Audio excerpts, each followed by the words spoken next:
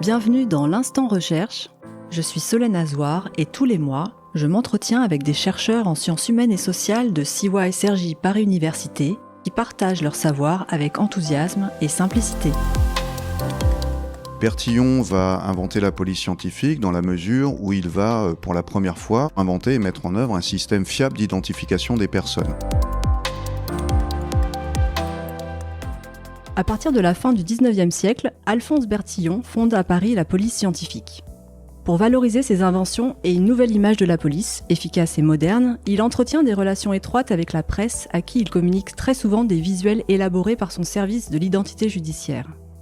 Ces visuels vont notamment jouer un rôle important dans la construction médiatique du fait divers criminel.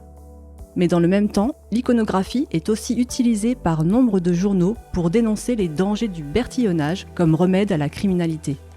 Pour parler avec nous des origines de la police scientifique et du développement du fait divers criminel dans la presse, nous avons le plaisir de recevoir Pierre Piazza. Il est maître de conférences en sciences politiques à CY-SRJ Paris Université et chercheur au laboratoire d'études juridiques et politiques, les GEP, au Centre de recherche sociologique sur le droit et les institutions pénales, CESDIP, et à Criminocorpus Lab.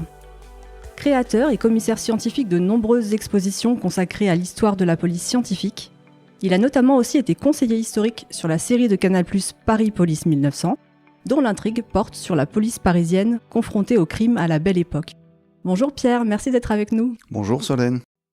Pourrais-tu nous dire, dans un premier temps, en quoi Alphonse Bertillon a créé la police scientifique à la fin du 19e siècle ?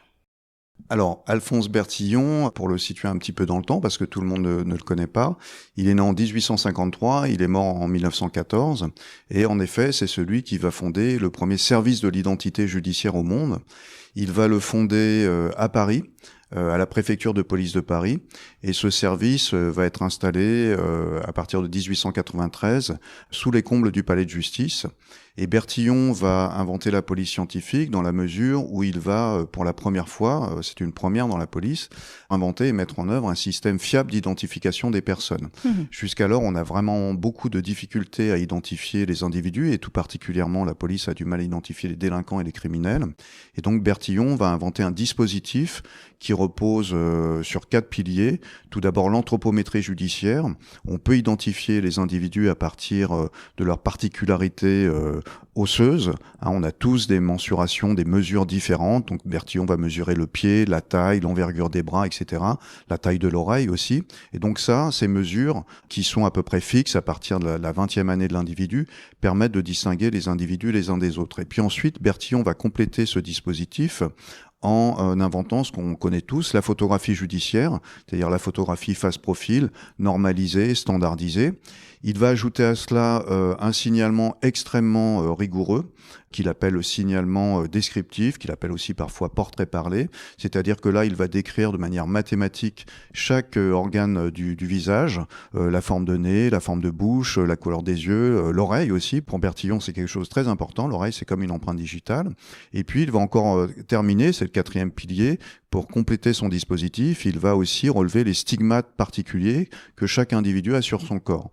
Donc ça peut être un grain de beauté, ça peut être une marque de coupure, une brûlure, mais aussi bien sûr les tatouages qui vont tout particulièrement intéresser Bertillon. Donc ça, en matière de police technique et scientifique, c'est l'identification et le signalement des personnes. Et puis ensuite, Bertillon va jouer un rôle très important un tout petit peu plus tard. Là, on va être plutôt à partir surtout de la fin du 19e siècle, début 20e. Il va commencer à documenter les scènes de crime. Il va documenter les scènes de crime, il va inventer ce qu'on appelle la photographie métrique de scènes de crime, c'est-à-dire qu'il va figer par la photo les lieux où des crimes se sont déroulés. Donc pourquoi ? C'est tout simplement très intéressant parce que à travers la photographie, il garde une trace des crimes qui se sont déroulés et puis aussi il peut révéler par la photographie des indices, des traces qui vont être très utiles aux enquêteurs. Donc il va développer tout un tas d'expertises aussi en matière de traces digitales, de traces de pieds, de traces de sang sur les scènes de crime. Donc voilà, c'est lui qui a inventé tout cela et donc c'est un pionnier puisqu'il a dans tous ces domaines, il a été novateur. D'accord. Dans tes travaux, tu fais un lien entre donc l'essor de la presse écrite en France à cette époque-là et les méthodes d'Alphonse Bertillon. Quelle va être la position d'Alphonse Bertillon vis-à-vis des journaux ? Alors, au même moment, c'est-à-dire lorsque Bertillon commence à développer ses méthodes d'identification et ses investigations de scènes de crime, on est à la période du dernier tiers du 19e siècle. Puis ensuite, il va développer ça encore plus, de manière encore plus rigoureuse à partir du début du 20e siècle. C'est la période aussi durant laquelle se développe énormément la presse à grand tirage en France. On a la presse qui va tout simplement devenir un produit industriel. On a des journaux qui vont tirer à plus d'1 million d'exemplaires à la veille de la Première Guerre mondiale. On peut citer le Petit Journal, le Petit Parisien, le Matin, le Journal aussi. Et donc cette presse qui touche un lectorat de plus en plus large, qui veut séduire aussi un lectorat de plus en plus large, cette presse elle va investir le crime de sang, elle va mettre, alors j'ai publié un ouvrage qui s'appelle Meurtre à la une, elle va mettre le meurtre à la une, à sa une, tout simplement pour essayer de capter, de séduire un lectorat populaire de plus en plus important.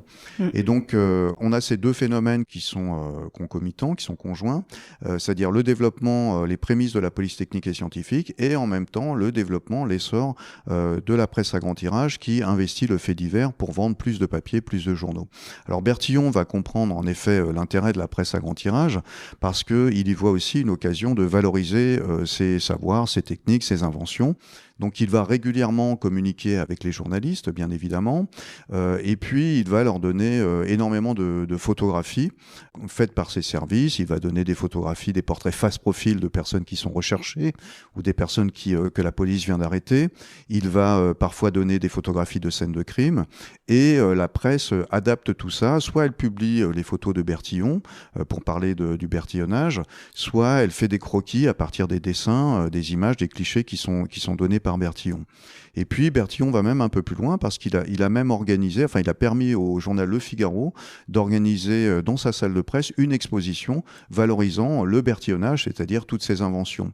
Alors c'est très important parce que du coup, à travers tout cela, on se rend compte que la presse se fait l'écho du bertillonnage et utilise aussi beaucoup les visuels du bertillonnage pour impliquer ses lecteurs dans les enquêtes.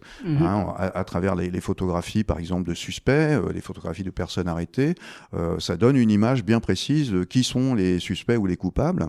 Et puis aussi, la presse va énormément publier des plans de scènes de crime, ce que Bertillon appelle des croquis planimétriques, qu'il élabore à partir de ces photographies métriques de scènes de crime.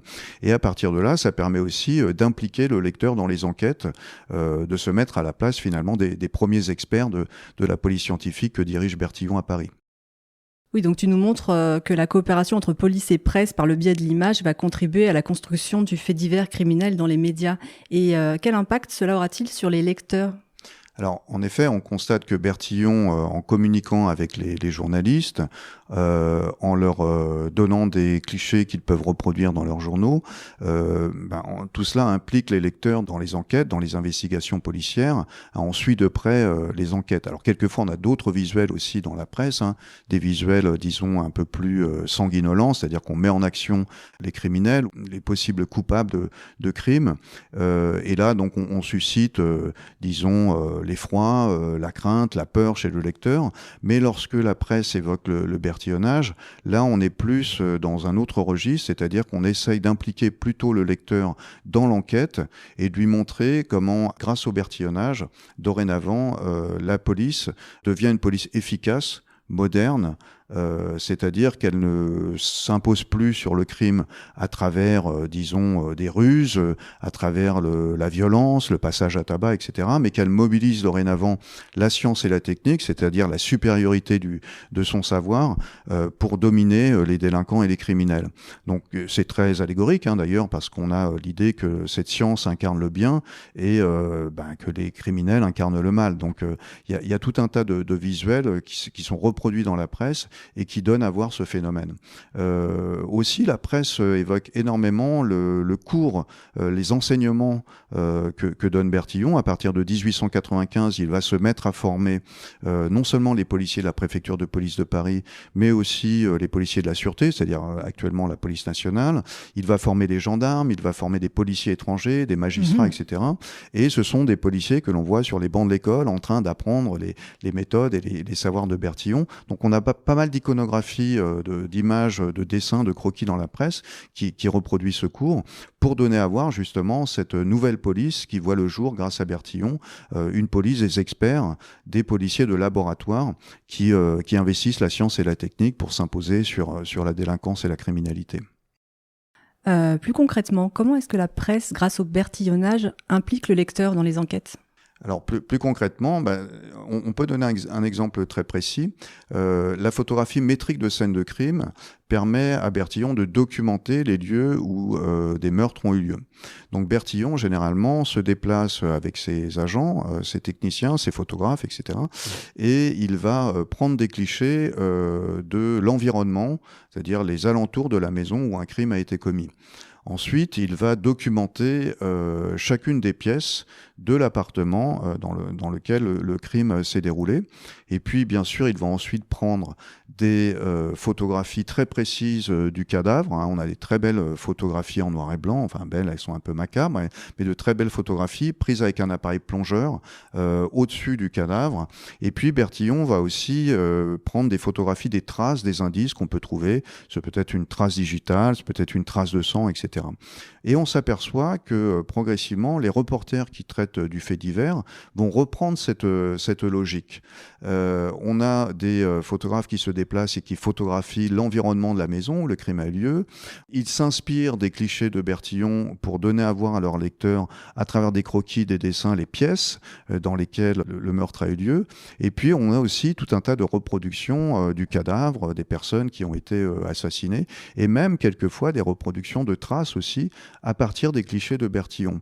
Alors ça, on le voit très bien dans des affaires importantes. Alors là, il y a la 3e saison de Paris Police 1900 qui s'appelle Paris Police 1910 qui va sortir et qui traite d'un meurtre qui a fait grand bruit à l'époque. C'est le meurtre de l'impasse Ronsin dans l'appartement de Marguerite Stenheil, qui était en fait la maîtresse de Félix Faure. On la retrouve ligotée sur un lit, mais on ne sait pas si elle a participé ou non au crime, ou si elle est victime, ou si elle a participé au crime de son mari et de sa mère. Donc la 3e saison tourne autour de cette affaire qui à l'époque est très relayée par la presse. Eh bien, on trouve dans la presse à l'époque des reproductions des photos de Bertillon, des plans de scènes de crime, des croquis qui s'inspirent des clichés de Bertillon. Donc on voit bien que les journalistes reprennent, comme par mimétisme, la même logique que développe Bertillon sur la scène de crime pour documenter ces crimes. Mmh. Est-ce que Alphonse Bertillon a toujours été considéré comme un expert mondial incontesté ? Tu nous parlais tout à l'heure du fait qu'il formait également des policiers à l'international.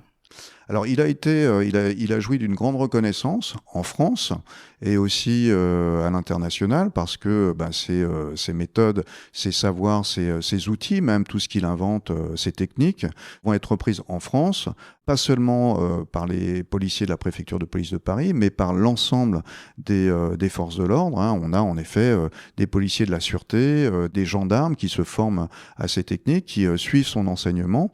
Et puis, au-delà de la France, on va aussi avoir un bertillonnage qui va se répandre dans le monde entier parce qu'on a pratiquement toutes les polices du monde qui vont, à un moment ou un autre, s'accaparer le bertillonnage et commencer à l'appliquer dans leur propre pays.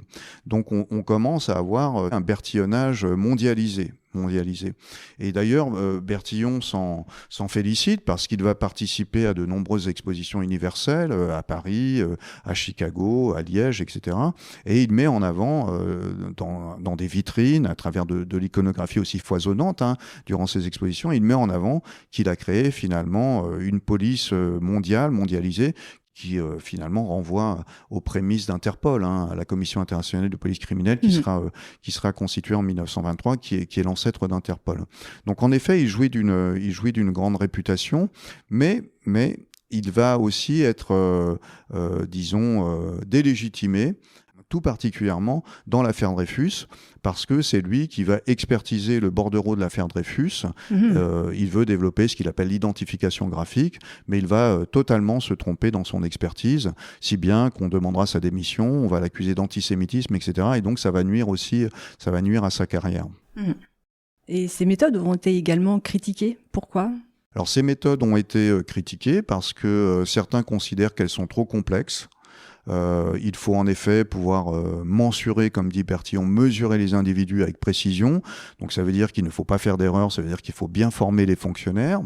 Et puis aussi, une des grandes critiques consiste à dire que Bertillon n'a jamais fait de classement dactyloscopique, c'est-à-dire qu'il n'a jamais classé ses fiches, qu'il appelle les fiches parisiennes, dans ses fichiers, en les ordonnant à partir d'un classement des empreintes digitales. Et ça va lui jouer des tours parce que, par exemple, en 1911, lorsque Vincenzo Peruggia va voler la Joconde au Louvre, Peruggia laisse ses traces sur place, Bertillon les relève, et il a déjà été fiché par Bertillon pour un autre motif, donc Bertillon a ses empreintes, mais comme il n'a pas de classement dactyloscopique, il ne peut pas remonter de la trace à l'empreinte ou de l'empreinte à la trace. Et donc, il avait toutes les données, mais critiqué parce que son système de classement, qui est un système de classement par le nom, et un système de classement anthropométrique, ne permet pas de remonter de la trace à l'empreinte en matière dactyloscopique. Voilà. Donc ça, c'est une critique aussi matérielle. Après, il y a d'autres critiques beaucoup plus, profondes, disons moins techniques. On va le dénoncer comme étant quelqu'un qui veut ficher l'ensemble des Français. L'idée qu'il veut toujours plus de données, des données qu'il capte pas seulement sur des personnes qui vont être condamnées par la justice, mais bien souvent sur des prévenus qui ne seront pas condamnés par la justice. Donc la question qui se pose, c'est ces personnes sont innocentes, elles n'ont pas été condamnées par la justice. Est-ce que Bertillon peut conserver comme ça pendant 15 ans, 20 ans des données sur des personnes qui n'ont pas été condamnées? Est-ce que ce n'est pas attentatoire à la liberté? Est-ce que ce n'est pas attentatoire à la vie privée? Est-ce que la police ne va pas trop loin dans la voie de l'indiscrétion, comme disent certains journalistes? C'est-à-dire, est-ce que finalement, plus personne ne pourra être anonyme dans l'espace public? Parce que Bertillon va aussi développer tout un tas d'instruments de contrôle et de surveillance à destination de certaines catégories de population. On pense par exemple les prostituées, les tziganes, les populations colonisées. Mais petit à petit, on voit qu'il y a un embertillonnage généralisé de la population, comme le disent certains. Et on se demande si en démocratie, la police doit pouvoir s'immiscer comme ça dans la sphère intime de chacun. Et puis, il y a peut-être une critique aussi qui revient très souvent, qu'on peut mentionner. L'idée que le contrôle social, la surveillance porte sur des populations qui sont stigmatisées comme déviantes, potentiellement dangereuses. Est-ce que la police ne se met pas totalement au service de la logique du gouvernement? Est-ce que la police scientifique est au service des citoyens, ou bien est-ce qu'elle est au service d'une logique de gouvernement qui ne vise qu'à identifier, contrôler, surveiller, réprimer certaines catégories d'individus? Oui, on est arrivé ainsi à 8 millions de fiches, il me semble, à la mort de Oui, c'est ça, on a Bertillon. du mal à évaluer, mais il y a plusieurs millions de fiches, en effet, à la mort de Bertillon. On a des images très très précises des fichiers constitués par Bertillon, et on voit que le volume de fiches est considérable, parce qu'il y a non seulement les personnes qui sont fichées par le service de l'identité judiciaire, mais il y a toutes les fiches qu'envoient au service de l'identité judiciaire les commissariats, les prisons en France, et puis il y a toutes les fiches qui viennent de l'étranger. Donc on a une immense base de données. On a finalement une vaste mémoire de papier bureaucratique qui se constitue. Alors bien sûr, c'est très utile pour la police. La police devient plus efficace grâce à ces données. Mais la question que pose beaucoup, jusqu'où peut aller la police dans le fichage des populations? Est-ce qu'en démocratie, on doit pouvoir ficher tout le monde pour n'importe quel motif? Voilà la question qui est posée déjà à l'époque. Donc tu as été conseiller historique sur la série actuelle de Canal+. Oui, j'ai été conseiller historique, notamment pour mettre en place tout ce qui concernait la police scientifique, parce qu'on voit apparaître Bertillon dans le film plusieurs fois. Et puis aussi, on voit apparaître Lépine.